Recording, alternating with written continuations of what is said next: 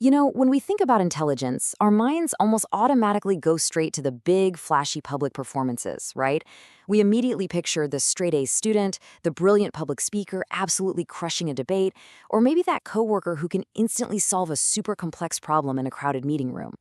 We're totally conditioned to judge cognitive ability by what people achieve when they're in front of an audience. But here's the thing. Psychology shows us that true cognitive depth is actually found entirely elsewhere. The clearest, absolutely most undeniable signs of a highly intelligent mind, they usually appear when the stage lights are off and literally nobody is watching. So let's dive right into this explainer, because this question is basically the ultimate litmus test. Think about it. What does a person do when they are completely 100% alone? When you completely remove the pressure of having to perform for others and you take away that deep human need for social validation, how does your mind naturally operate? Today, we're going to unpack the psychology behind 5 very specific solitary behaviors. Because if you find yourself doing these things when you're alone, well, your intelligence is likely way more rare than you ever realized. All right, let's start with sign number 1, analyzing the social echo. To really understand this rare intelligence, we first need to look at that exact moment you transition from a busy social setting back into the quiet of your own solitary mind. Picture this. You've just left a gathering, a big meeting, or maybe just a coffee date. The interaction is totally over, but for a highly intelligent mind, the work is actually just beginning. Now, most people exist on the left side of this equation here. Long after an interaction ends, they might just casually remember a conversation emotionally, like maybe they feel pretty good about a joke they told or kind of embarrassed about an awkward pause. But highly intelligent people, they naturally shift to the right side.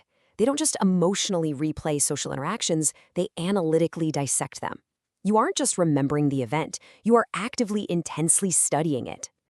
So, what is your mind actually looking for during this solitary study session? Well, long after the interaction is over, your brain basically turns into a detective. It begins to examine the specific wording people used, it replays the exact tone of their voices, it scrutinizes these tiny micro-reactions like, a slight hesitation before someone answered a question. And most importantly, it hunts for hidden meaning buried beneath the surface of that casual small talk. You're essentially running a fine-tooth comb through all your past social data. And man, this brilliantly illustrates a core concept in psychology, because look, society often just dismisses this behavior as quote-unquote overthinking. People will constantly tell you to just let it go, but psychology formally links this exact habit to what's called reflective processing and social pattern analysis. You are reevaluating past data to decode underlying behavioral trends. So actually, scratch that whole overthinking label. It's not anxiety, it is a scientifically backed sign of high-level, complex social analysis happening in the complete quiet of your own mind. Moving on to sign number 2, the intrinsic curiosity drive. As we move a bit further into our day-in-the-life journey, the mind transitions away from analyzing social fallout and shifts into pure, unadulterated exploration. This happens when your brain is completely unprompted by the outside world. And I bet you know exactly how this feels. You're just sitting there, going about your day in silence, and out of nowhere, a small, seemingly random question appears in your mind. It has absolutely zero practical application to your daily life, but instead of just letting it pass, you grab your phone or open a browser tab, and suddenly you're deep diving into an obscure topic.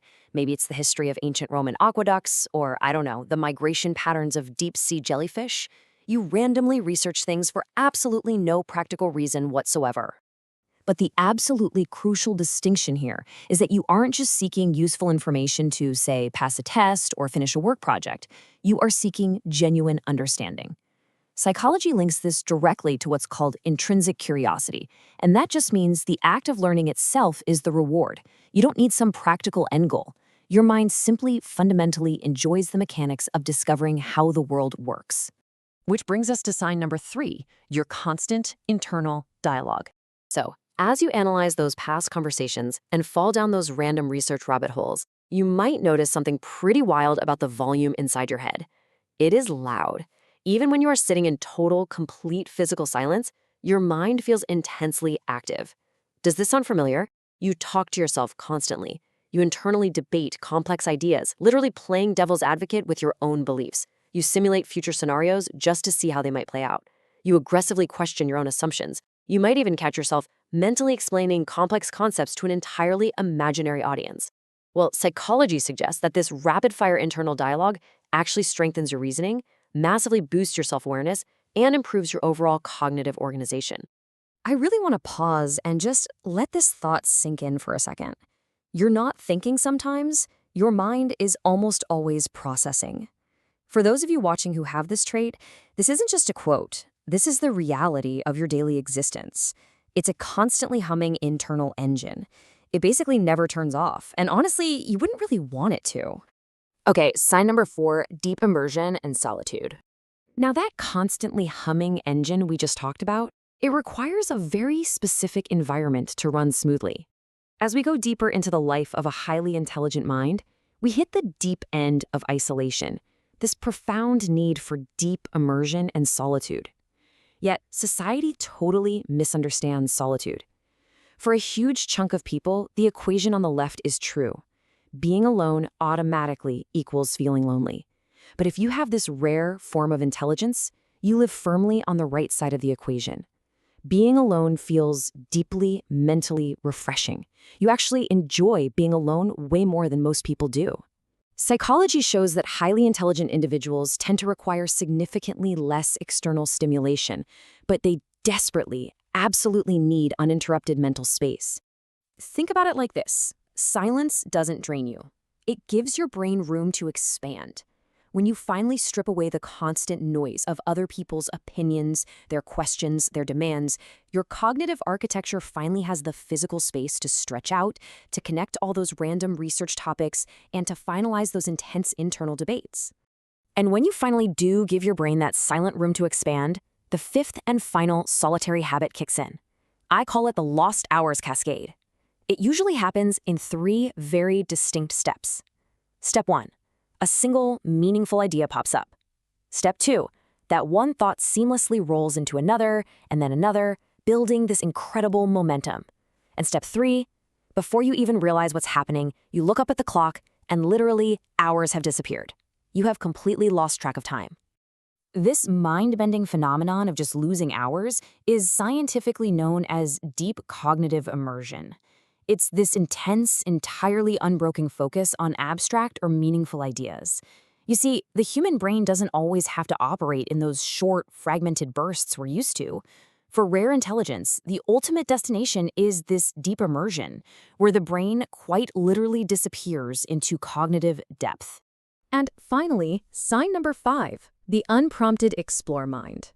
Let's bring this all together. We've journeyed all the way from crowded social gatherings down to the deepest levels of solitary thought. Now, to an outside observer, sure, these behaviors might seem a little strange. Reanalyzing every tiny detail of a past conversation, researching incredibly random ideas for hours on end, maintaining this constant loud internal dialogue, craving solitude and just vanishing into deep silent thought. Society might try to label you as aloof or say you're just an overthinker, but psychology makes one thing incredibly clear. These are the absolute hallmarks of a mind that is constantly exploring. Intelligence isn't only visible when you're being social or taking a test. Very often, it is hidden safely away, defined entirely by what your brain chooses to do when absolutely no one is asking it to perform. Which leaves us with one final, incredibly fascinating question to consider. Think about your own habits when the door is closed and the room is totally quiet. What is your mind exploring right now, completely unprompted? Take a second to really appreciate the hidden power of your own intelligence in those quiet moments.